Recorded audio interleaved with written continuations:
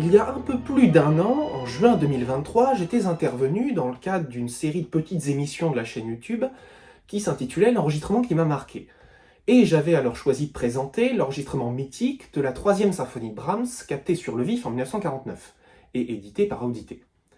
Et j'avais à cœur de présenter un enregistrement de Furtwängler dirigeant Brahms, parce que je pense que c'est, avec d'un côté Wagner et d'un côté Bruckner, la plus grande osmose qu'il y ait jamais eu entre Furtwängler et un compositeur. Et pour moi, ça allait sans doute beaucoup plus qu'avec Beethoven, avec qui pourtant on a si souvent associé Furtwängler, mais j'en reparlerai. Alors, pour moi, c'est la plus belle osmose entre Furtwängler et un compositeur, pour des raisons aussi bien purement artistiques, même si le purement artistique, ça n'existe évidemment jamais véritablement, que pour des raisons matérielles. La raison matérielle, elle est en fait très simple, presque un peu prosaïque, c'est que l'orchestre et surtout le style de direction post-romantique de Furtwängler sont en quelque sorte faits pour la musique de Brahms. La raison un peu plus indépendamment artistique maintenant, en tous les cas un peu plus indépendante des conditions matérielles des exécutions dont on parle, c'est que la direction de Furtwängler, par son sens de l'organicité et sa capacité à exprimer avec beaucoup d'expressivité aussi bien les transitions que les thèmes, c'est Alfred Brendel qui disait ça, c'est sans doute celle qui, pour moi, colle le mieux aux œuvres symphoniques de Brahms. Et je le pense d'autant plus que les chefs que j'admire personnellement le plus dans Brahms sont souvent en fait des héritiers de Furtwängler. Je pense à Carlos Kleiber, à Karajan, à Eugenio Hum, ou même plus récemment à Herbert Blomstedt et son intégrale chez Pentaton, et qui s'affirme aujourd'hui comme un héritier de Furtwängler qu'il a lui-même entendu en concert au début des années 50. Cela étant dit, peut-être faut-il dire un mot en premier lieu des différents enregistrements qu'on a des symphonies de Brahms par Furtwängler. Et je ne parlerai ici ni des variations Haydn, qui sont appréhendées par Furtwängler un peu comme les symphonies, c'est la raison, et je mets un peu à part les exécutions des danses hongroises qu'on a, notamment les premières et troisièmes. D'abord, la première symphonie donc. Donc la première version dont on peut parler, c'est celle de 1947 à Vienne. C'est la version officielle, éditée par EMI, puis aujourd'hui par Warner, et elle me paraît un peu figée, un peu statique, et en même temps très peu ancrée dans la matière orchestrale, ce qui lui donnerait paradoxalement une forme de lourdeur. On peut donc, je pense, la laisser en retrait par rapport aux deux enregistrements de 1951, d'une part à Hambourg, et de 1952, d'autre part à Berlin. En 1951, on a affaire à l'un des plus grands enregistrements de Brahms au XXe siècle, je pense, dans une super prise de son, qui est l'œuvre de Friedrich Schnapp, l'ingénieur du son. Et en 1952, on a une interprétation avec peut-être un peu plus de hauteur de vue, mais avec un réel engagement et une maîtrise orchestrale qui est assez absolue. C'est Furtwängler et son orchestre philharmonique de Berlin en même temps. C'est, je pense, la première symphonie, la symphonie dans laquelle Furtwängler a eu le plus d'influence sur les chefs qui vont le suivre. À commencer par Karajan d'ailleurs, qui a énormément repris à Furtwängler dans sa vision. On peut penser à deux versions en particulier, celle de 1959 à Vienne et celle de 1988 à Londres, pour prendre deux versions qui sont un peu aux antipodes de la discographie de Karajan. Le fait que Furtwängler réussisse particulièrement bien la première symphonie de Brahms se comprend en réalité assez facilement, je pense. C'est une œuvre qui suppose un certain poids, une grande matière orchestrale, une masse on pourrait dire, et en même temps, surtout même, une très grande force. Et puis, de l'autre côté, on a un des passages les plus métaphysiques de l'histoire de l'orchestre, dans cette introduction du dernier mouvement, avec notamment les trombones qui semblent vraiment, je pense qu'on pourrait dire, venir du néant. Et d'ailleurs, je vous proposais d'écouter un extrait.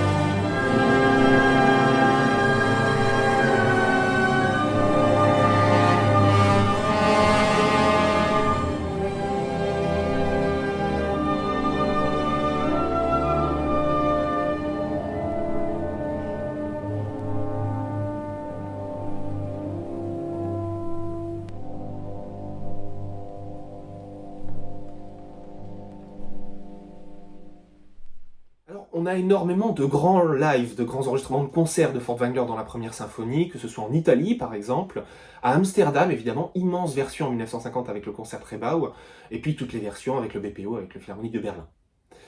Ensuite vient cependant la deuxième symphonie, une symphonie qui est un petit peu, on pourrait dire, la pastorale de Brahms. Cependant, Furtwängler ne va pas du tout considérer la deuxième symphonie comme la pastorale. Il va être question plutôt chez lui de contraste, de forces encore une fois qui s'affrontent, de contradictions apparentes, même y compris dans la narration, et la cohérence va venir alors d'un sens de la narration qui, justement, est hors norme. Le discours va ainsi être très lyrique, mais surtout on a l'impression que Furtwängler va chercher le plus profondément possible une forme de matière très très brute. On n'est pas du tout dans l'optique plus apollinienne et même apaisée d'un Bernard Haitink ou même d'un Celibidache. On est dans quelque chose de très dionysiaque. Peut-être l'apothéose de la vision dionysiaque dans la deuxième de Brahms, beaucoup plus encore, je pense, qu'à Bendroth, par exemple.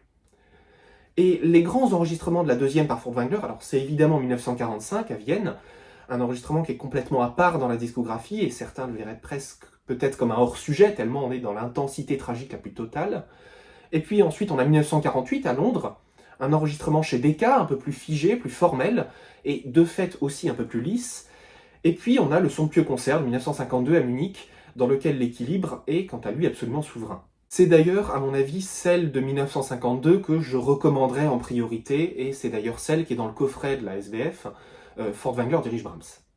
Dans la troisième symphonie, maintenant, à l'inverse, on revient à ce qu'on retrouvait dans la première symphonie par Furth. On a de nouveau une œuvre avec deux mouvements très orageux qui encadrent de mouvements centraux un peu plus apaisés, je mets entre grosses guillemets, parce qu'ils sont apaisés en apparence. Parce que, néanmoins, dans la troisième symphonie, on n'a pas cette forme d'angoisse imminente, d'appréhension de ce qui va arriver juste après. Et de ce point de vue-là, sans doute que les mouvements centraux de la troisième symphonie nécessitent une appréhension plus immédiate, moins métaphysique, plus lumineuse, ou en tous les cas plus ancrée dans ce qui se passe dans le moment. On pourrait presque dire plus phénoménologique, finalement, encore une fois entre grosses guillemets. Alors, on a deux immenses enregistrements de la troisième symphonie par Furtwängler, et chacun à leur manière, parce qu'ils sont extrêmement différents.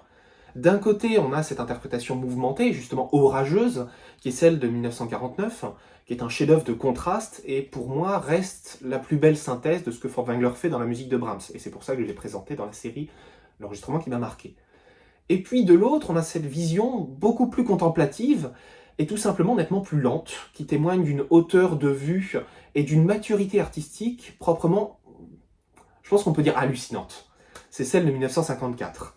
Mais je pense que si on en a une à retenir, ce serait plutôt celle de 1949, et c'est donc celle que je vais tout naturellement vous faire écouter maintenant.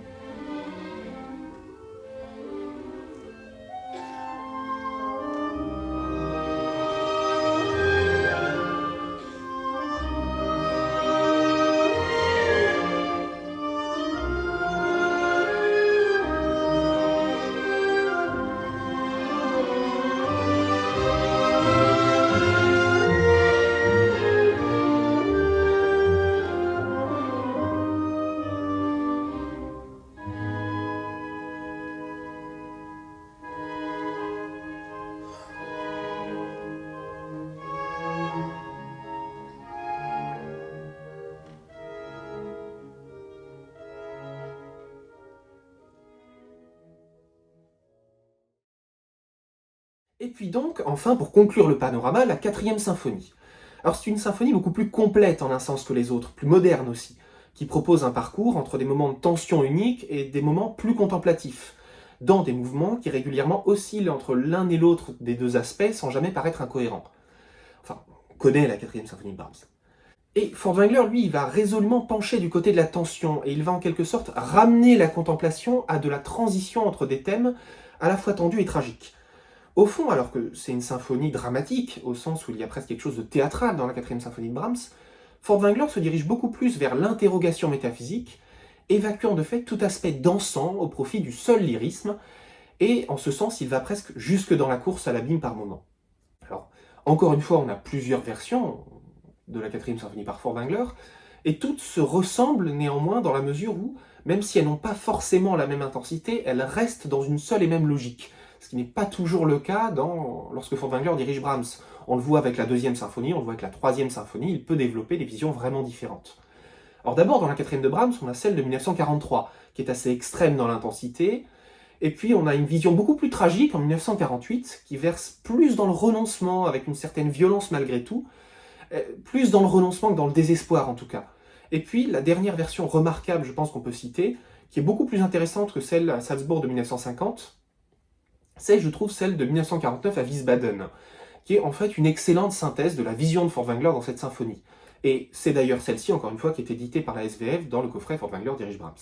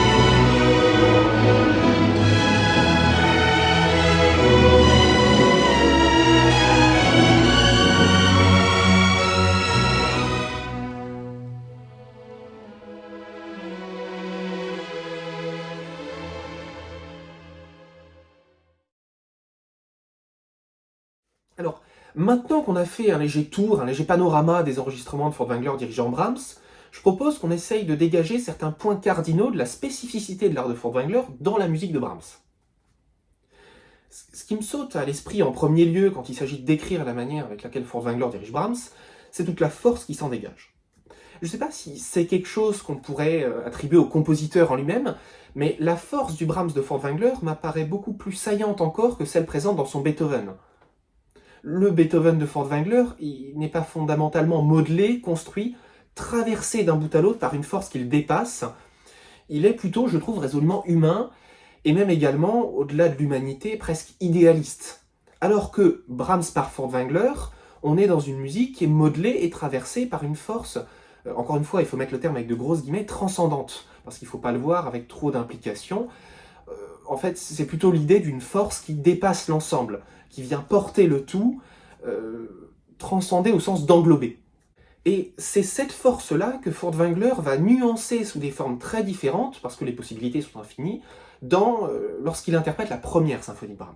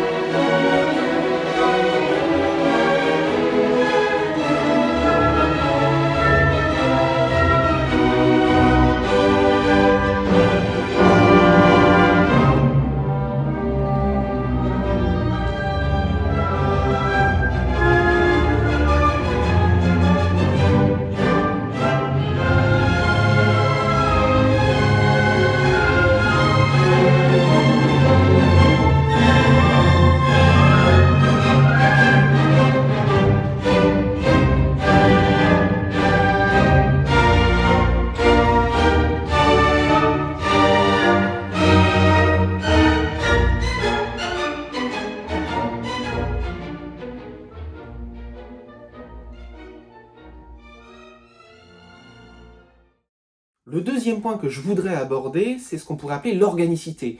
Parce que la musique de Furtwängler, elle est systématiquement organique, et on peut, je crois, dans le cadre de Brahms, en dégager deux manifestations qu'on va pouvoir lier.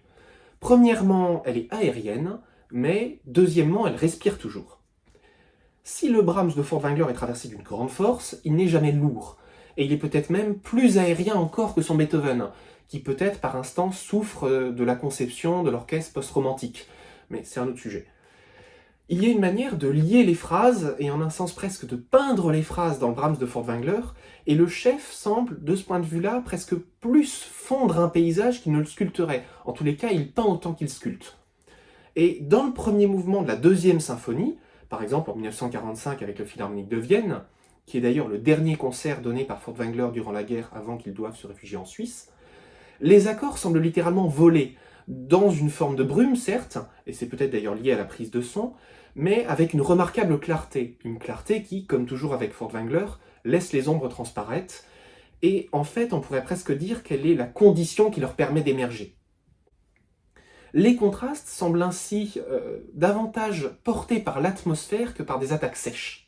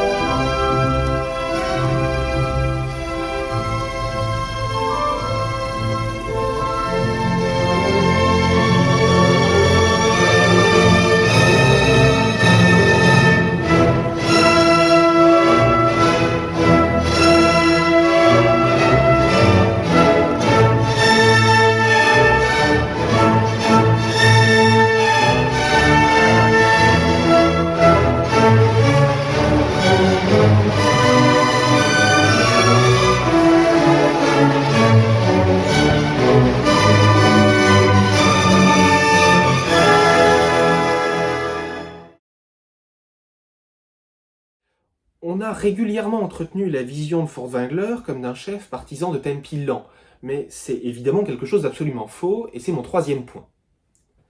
Et il est d'ailleurs intéressant de rappeler à ce titre-là que Furtwängler dirigé par Ziffal de Wagner en moins de 4 heures, alors que Toscanini, à qui on accole régulièrement l'image d'un chef partisan de tempi très rapide, et à qui on lui accole d'ailleurs trop souvent cette image, parce que Toscanini était quelqu'un d'assez flexible dans sa direction, eh bien, Toscanini a dirigé le Parsifal le plus lent de l'histoire. Bon, cette parenthèse refermée, on peut surtout dire, lorsqu'on considère les tempi de Furtwängler, qu'ils sont extrêmement variés, et cela au sein d'une même œuvre, d'un même mouvement, lorsque c'est pas le cas, d'un instant à l'autre. Les transitions vont ainsi être la condition de telles variations de tempo, parce qu'elles vont toujours paraître naturelles, là où, chez des chefs post-romantiques comme Abendroth, comme Mengelberg, il y a toujours néanmoins une forme de maniérisme qui subsiste.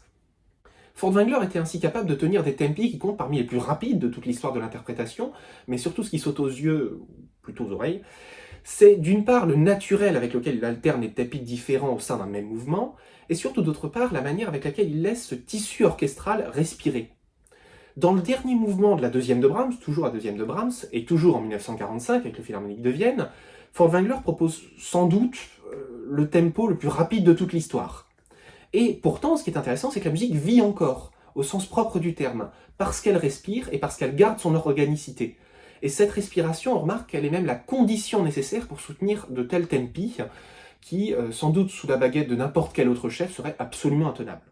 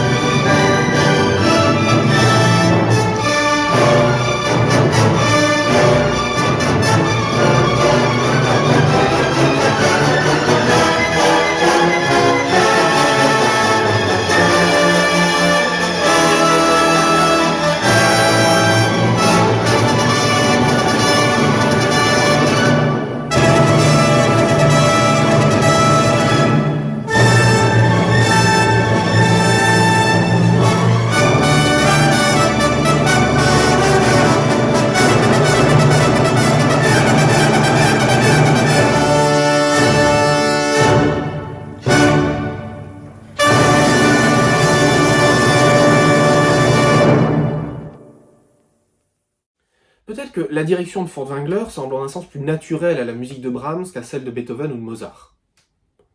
Surtout dans le cas de Mozart. Peut-être est-ce même la plus belle osmose entre Brahms et Furtwängler qu'il y ait eu entre Furtwängler et un compositeur, au même titre qu'avec Bruckner et Wagner, c'est ce que je disais en introduction. Et une des raisons qui fondent cette observation est que là où l'orchestration a beaucoup changé dans le cadre des classiques ou des premiers romantiques, celle de Brahms, elle date de la fin du XIXe siècle. Et peut-être que les orchestres post-romantiques de Furtwängler correspondent davantage à une approche plus juste historiquement, plus fidèle à ce que le compositeur avait véritablement en tête. Cela étant dit, il faut garder ça au titre d'hypothèse, parce qu'il est essentiel de garder dans le discours le peut-être, parce que, nous l'oublions jamais, nous ne savons jamais ce qui se passait dans les petites cellules grises des compositeurs. Néanmoins, il y a une différence majeure qui s'impose entre la direction de Furtwängler et celle des autres grands chefs spécialistes de la musique de Brahms. Et pour qu'on s'en rende compte, je propose ainsi de faire une comparaison. D'un côté, Furtwängler donc, et de l'autre, deux des plus grands interprètes de Brahms durant la seconde partie du XXe siècle, je pense, qui sont d'un côté Carlos Kleiber et Yevgeny Mravinsky.